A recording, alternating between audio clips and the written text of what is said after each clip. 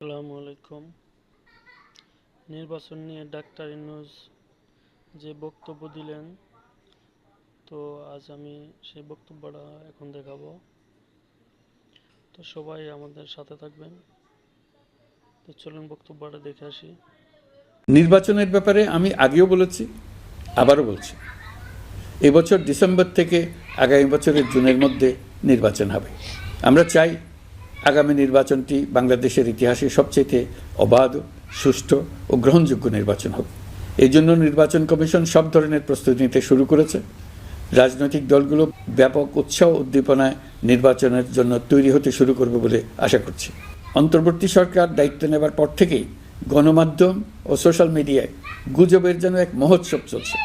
দেশকে অস্থিতিশীল করার জন্য একের পর এক মিথ্যা তথ্য ছড়িয়ে দিয়ে জনগণকে বিভ্রান্ত করার চেষ্টা চলছে। অভিনব সব প্রক্রিয়ায় গুজব ছড়ানো হচ্ছে। এক ছবির সঙ্গে অন্য ছবি জুড়ে দেওয়া হচ্ছে। ঘটনা একটা, ছবি আরেকটা, এরকম ফটোকার্ড বানিয়ে অন্য দেশের ঘটনাকে এই দেশের ঘটনা হিসেবে চালিয়ে দিয়ে সোশ্যাল মিডিয়ায় তোলপাড় করে ফেলছে। যতই নির্বাচন কাছে আসবে এর রূপ আরও ভয়ঙ্কর হতে থাকবে। কারা এর পেছনে আছে, কেন আছে, তা আপনাদের সবারই জানা আছে।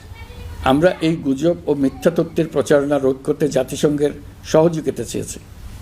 জাতিসংঘের মহাসচিব এর মোকাবেলায় আমাদের সহযোগিতা করবেন বলে আশ্বাস দিয়ে গেছেন। দেশবাসীকে আমি স্মরণ করিয়ে দিতে চাই যে জুলাই অভ্যুত্থানের প্রথম পর্ব সফলভাবে সমাপ্ত হয়েছে। প্রথম পর্বের সমাপ্তির মধ্য দিয়ে অভ্যুত্থানের দ্বিতীয় পর্ব শুরু হলো।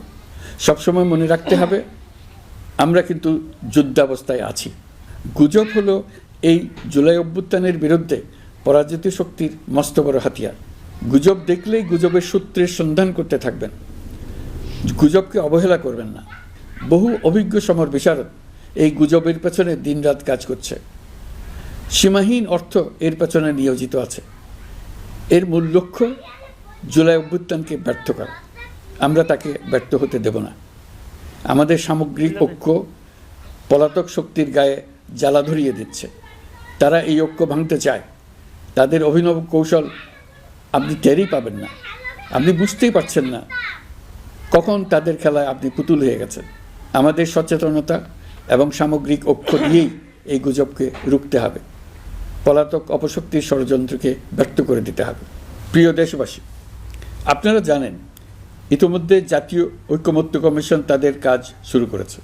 6টি সংস্কার কমিশনের 166টি সুপারিশ ও পূর্ণাঙ্গ প্রতিবেদন সহ 38টি রাজনৈতিক দলের কাছে চিঠি দেওয়া হয়েছে। ইতিমধ্যে রাজনৈতিক দলগুলোর সঙ্গে বৈঠক শুরু হয়েছে। দেশের রাজনৈতিক দলগুলো খুবই ইতিবাচকভাবে সংস্কার কাজে সাড়া দিয়েছেন। তাদের মতামত তুলে ধরছেন। কোন রাজনৈতিক দল কোন কোন সংস্কার প্রস্তাবে একমত হয়েছেন, কোনটিতে দ্বিমত হয়েছেন, সেসব তারা জানাচ্ছেন। এটা আমাদের জাতির জন্য অত্যন্ত সুখকর বিষয় যে প্রতিটি রাজনৈতিক দল সংস্কারের পক্ষে মত দিচ্ছেন। ঐকমত্য কমিশনের মাধ্যমে সকল রাজনৈতিক দলের মতামত নেওয়ার কাজ এখন চলমান আছে। কমিশনের লক্ষ্য যে সকল বিষয়ে রাজনৈতিক দলগুলো একমত হবেন সেগুলো চিহ্নিত করা এবং তার একটা তালিকা প্রস্তুত করা। যে সকল দল এতে একমত হয়েছেন তাদের স্বাক্ষর নেওয়া।